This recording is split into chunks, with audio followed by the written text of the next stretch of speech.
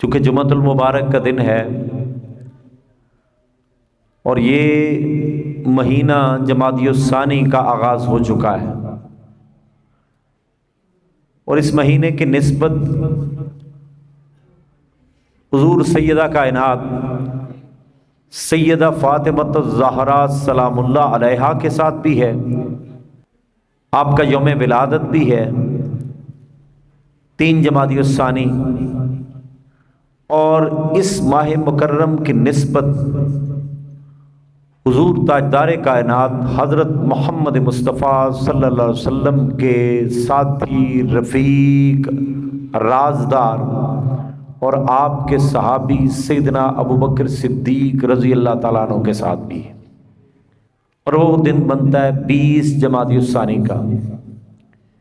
انشاءاللہ شان سیدہ کائنات بھی ہم بیان کریں گے اور شان سیدنا صدیق اکبر بھی بیان کریں گے۔ اب سوچنے والی بات یہ ہے کہ ان کے تذکرے سے عام مومن کو ملتا کیا ہے؟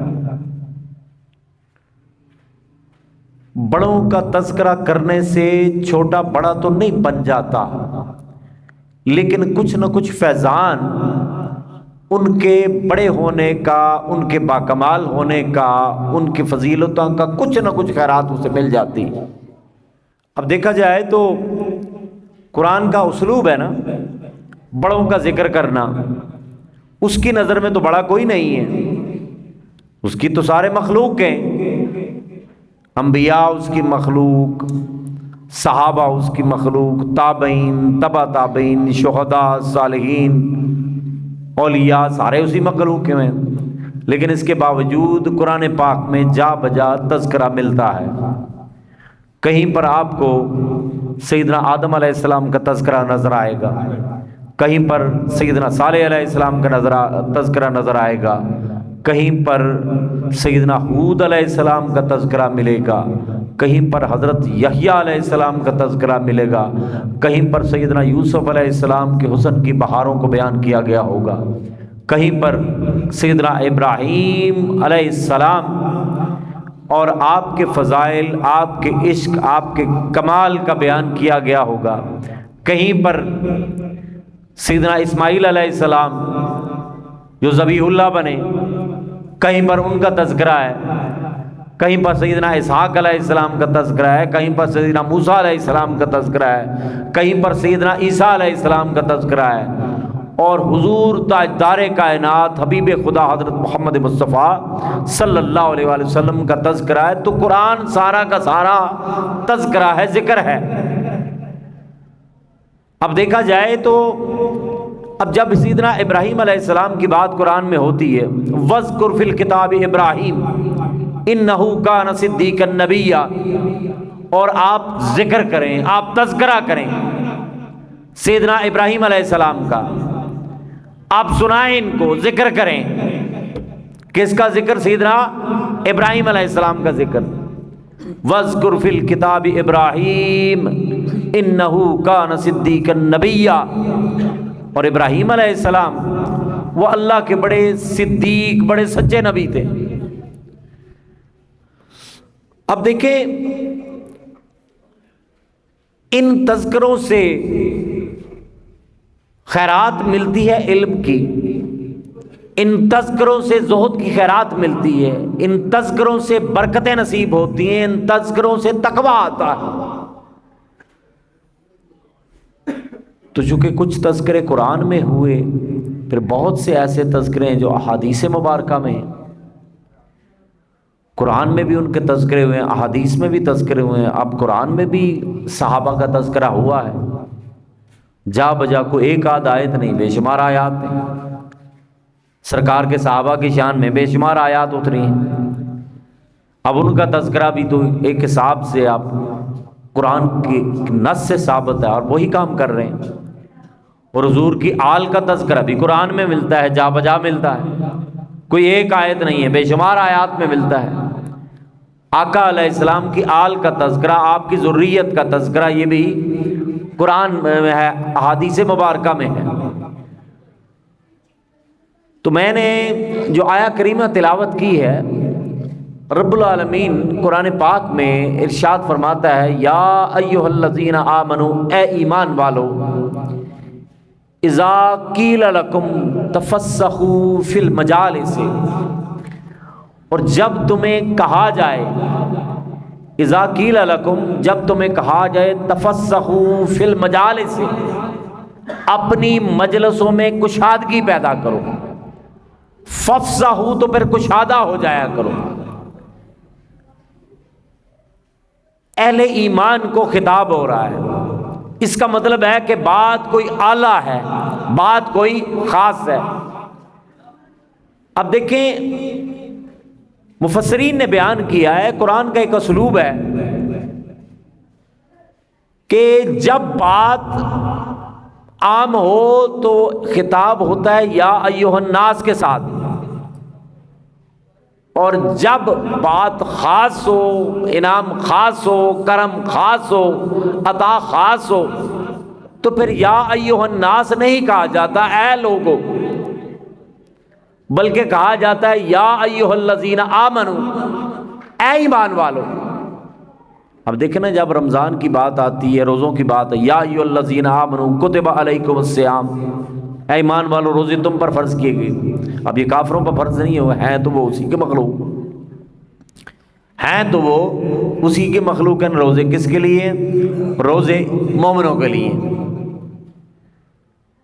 لیکن آج کل کے مومن روزوں کے لیے نہیں ہیں، وہ یہ کہتے ہیں کہ روزے تو وہ رکھے جسے روزی نہیں ملتی، اور جسے روزی ملتی ہے وہ کیوں روزے رکھے؟ تو میں گزارش یہ کر رہا تھا کہ تفسیر کا ایک اصول ہوتا ہے کہ خاص بات خاص لوگوں سے خاص انداز میں ہوتی ہے۔ مخاطب یہاں پر خاص ہیں، یا ایھا الذین آمنو، اے ایمان والو، اذا قیل لکم، جب تم سے کہا جائے، تفسحوا فی المجالس، اپنی مجلسوں میں کشادگی پیدا کرو۔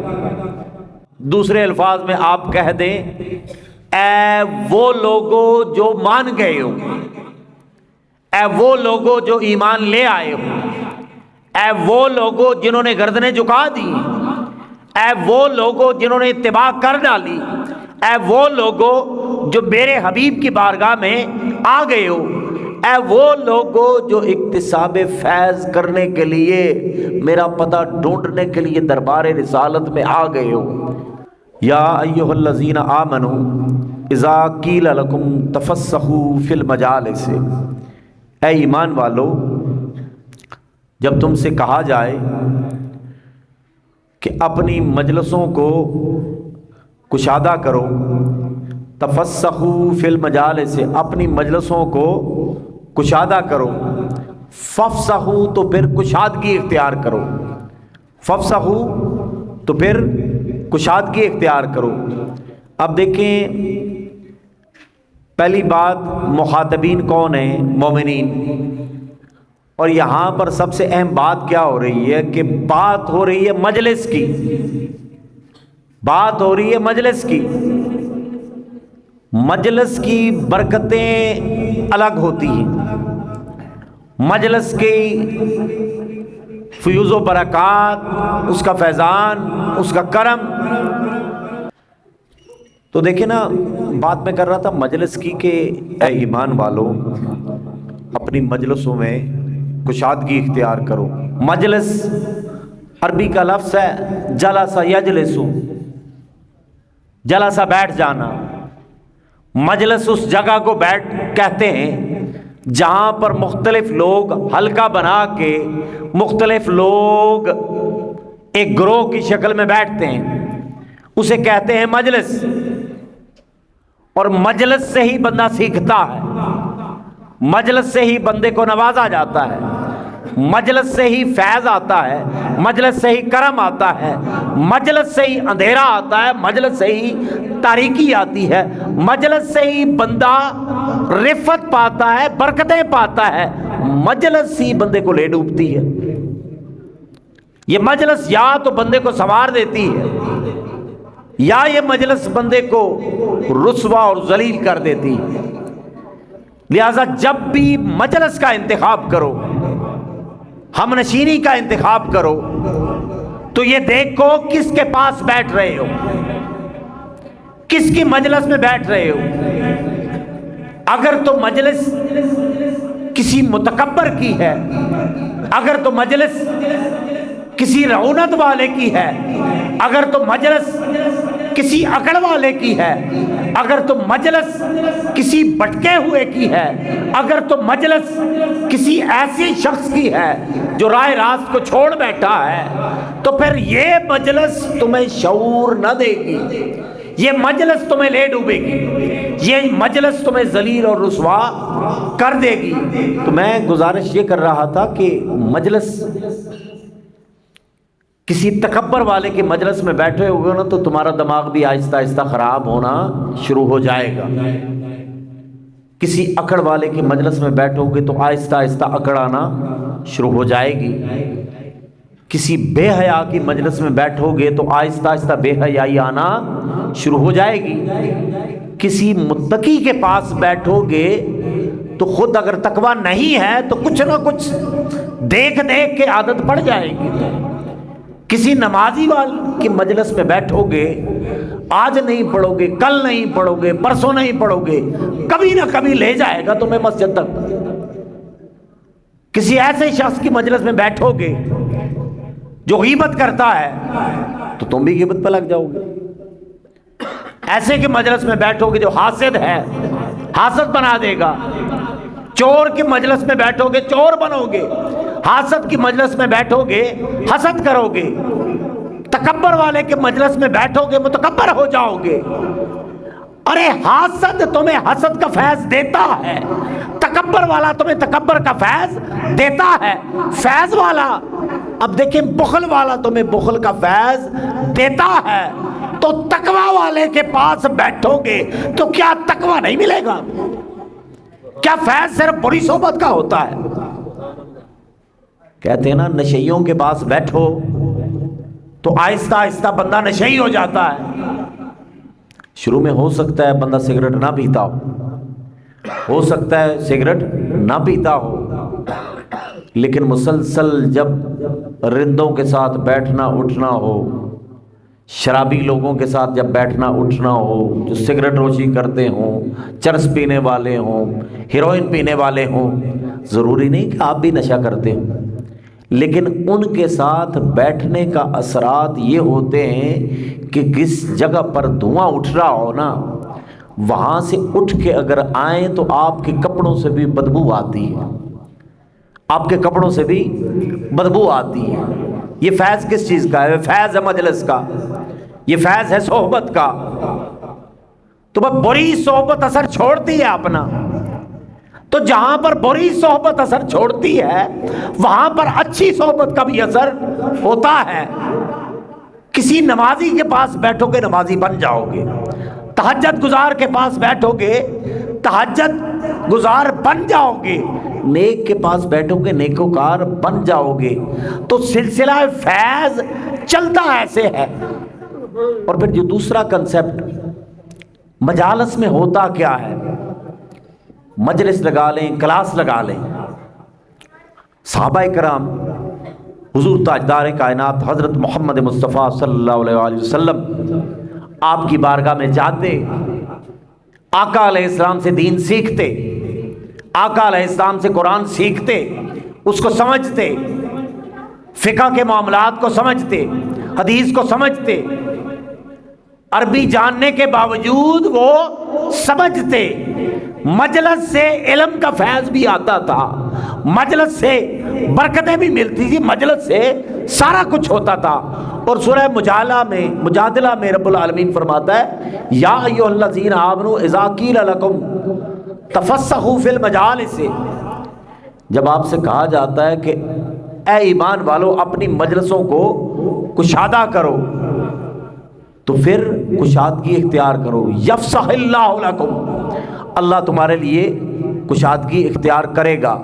وَإِذَا قِيلَ انشُزُوا، جب کہا جائے کھڑے ہو جاؤ، فَانشُزُوا، تو پھر کھڑے ہو جایا کرو۔ يَرْفَعِ اللَّهُ الَّذِينَ آمَنُوا مِنكُمْ وَالَّذِينَ أُوتُوا الْعِلْمَ دَرَجَاتٌ، اللہ تعالیٰ رفت بخشتا ہے، اللہ تعالیٰ برکت دیتا ہے، اللہ تعالیٰ عروج دیتا ہے۔ مولا کن کو عروج دیتا ہے؟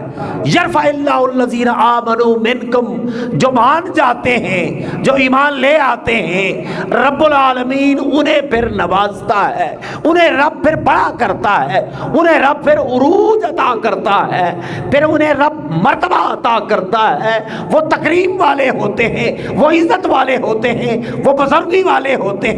جو مان جاتے ہیں وہ رفت پاتے ہیں، جو مان جاتے ہیں وہ رفت پاتے ہیں، وہ کمال پاتے ہیں، اور جو نہیں ماننے والے ہوتے وہ ذلیل اور رسوا ہوتے ہیں۔ اور جو دوسری بات اس آیہ کریمہ میں رب العالمین نے بیان کی ہے، والذین اوتوا العلم درجات، اور جن لوگوں کے رب نے علم سے نوازا ہے ان کے درجات، ان کا مقام ہے۔ والذین اوتوا العلم درجات، علم والوں کے درجے ہیں، اور علم بغیر سیکھے نہیں آتا۔ صحابہ کرام آقا کی بارگاہ میں جا کر علم سیکھا کرتے، وضو کے مسائل، غسل کے مسائل، دیگر بے شمار مسائل، حقوق کیا ہیں، فرائض کیا ہیں، نماز پڑھنی کیسے ہے، وضو کرنا کیسے ہے، اس کے فرائض کیا ہیں، اس کے واجبات کیا ہیں، اس کے سنتیں کیا ہیں، مستحبات کیا ہیں، کچھ پتہ نہیں، بنا سیکھے ہی آ جائے گا۔ قربانی کیسے کرنی ہے، کتنی عمر ہونی چاہیے جانور کی، کس جانور کی کیا ہوگا، کیسے ہوگا، کس طرف کو لٹانا ہے، چھری کہاں پہ چلانی ہے، کیا طریقہ کار ہے، بھائی سیکھیں گے تو آئے گا۔ اصول تفسیر کیا ہے؟ اب دیکھیں قرآن کی ایک ہی آیت کسی موقع پر نازل ہوتی ہے، اس کا ایک شان نزول تو خاص ہوتا ہے۔ تو میں گزارش یہ کر رہا تھا کہ محفلوں میں بیٹھنے کے آداب بھی ہوتے ہیں اور محفلوں میں بیٹھنے کے فیوز و برکات بھی ہوتے ہیں۔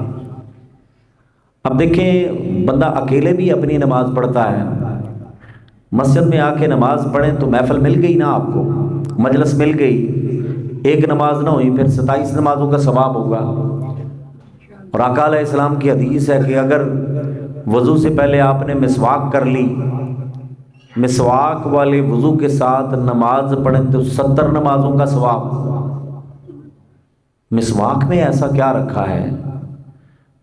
جو لفظ حضور تاجدار کائنات حضرت محمد مصطفیٰ صلی اللہ علیہ وسلم کی زبان اقدس سے نکلا، آپ نے جس چیز کو نفع بخش قرار دیا وہی نفع بخش۔ جس کو آقا کہہ دیں اس میں نفع نہیں ہے تو اس میں کوئی نفع نہیں ہے۔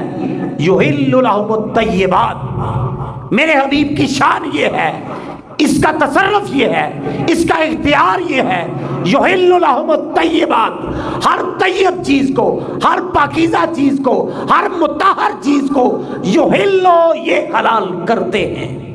ان کی زبان اقدس سے اگر کوئی چیز حلال ہوگی تو وہ حلال ہے۔ جب تک آقا کی زبان اقدس سے مور ثبت نہیں ہوتی، تصدیق نہیں ہوتی کہ یہ حلال ہے، اپنے طور پر جتنی مرضی پاک بنتی پھرے، جب تک آقا علیہ السلام کی زبان اقدس سے یہ نکلا نہیں یہ حلال ہے تو یہ حلال نہیں ہے۔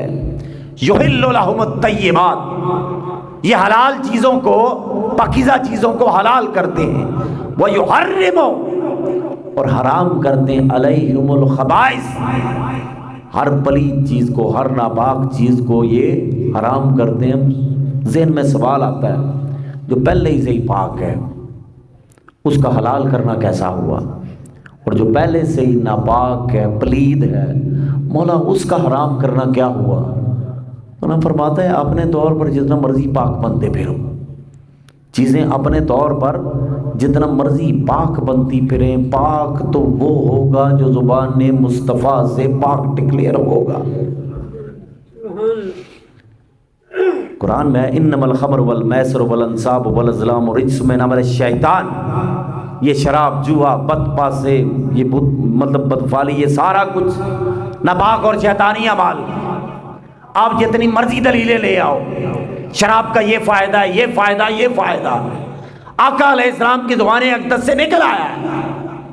انما الخمر، یہ شراب اسے حلال نہ جانو، اس میں برائی ہے، اس میں ذلت ہے، اس میں گمراہی ہے، جو پیے گا ذلیل ہو جائے گا۔ زبان اقدس سے نکل آیا، پھر ڈاکٹر کی طرف نہ دیکھو، پھر کسی مفسر کی طرف نہ دیکھو، کسی فلاسفر کی طرف نہ دیکھو، آقا نے کہہ دیا اس میں برائی ہے تو برائی مانو۔ خنزیر کے گوشت میں آقا نے کہا شفا نہیں ہے، کھانے والے کی عقل مت ماری جاتی ہے، اس کو چھوڑ دو، جوا کھیلنا چھوڑ دو، بدفعالی کرنا چھوڑ دو، بھئی یہ حساب نہ لگاؤ میرے اوپر تویز کس نے کروائے ہیں، میرا کاروبار خراب ہو رہا ہے، میری اولاد خراب ہو رہی ہے، فلاں نے کروائے فلاں نے کروائے، خدا را اس چیز کو چھوڑو، حساب وہ جانتا ہے، بہتر جانتا ہے، تم حساب نہ لگاؤ، حساب فقط اپنا لگانا ہے، میں کیا کرتا ہوں، میرا سویرے کیسا ہوتا ہے، میری دوپہر کیسے گزرتی ہے، میری رات کیسے گزرتی ہے، مجھ میں بخل کتنا ہے، مجھ میں نفرت کتنی ہے، مجھ میں کمینگی کتنی ہے، کتنا جھوٹا ہوں، کتنا مکار ہوں، کتنا ریاکار ہوں، کتنا دکھاوا ہے۔ جو لوگ اپنا حساب لگاتے ہیں رب انہیں بے حد و بے حساب دیتا ہے، اور جو لوگ دوسروں کا حساب لگاتے ہیں دوسروں کا حساب نہیں لگانا۔ حضرت عبداللہ بن مسعود، بس آخری بات، اب اس حدیث کے راوی بخاری شریف میں یہ حدیث آئی ہے، سرکار فرماتے ہیں قال قال رسول اللہ صلی اللہ علیہ وسلم الطیرۃ من الشرک، حساب لگانا شرک میں سے ہے۔ فلاں بابا حساب لگاتا ہے، جی تیرے اوپر تویز کس نے کرا دی، تیرا یہ ہو گیا، تیرا وہ ہو گیا، تیرا وہ ہو گیا، الطیرۃ من الشرک، یہ ساری چیزیں شرک میں سے۔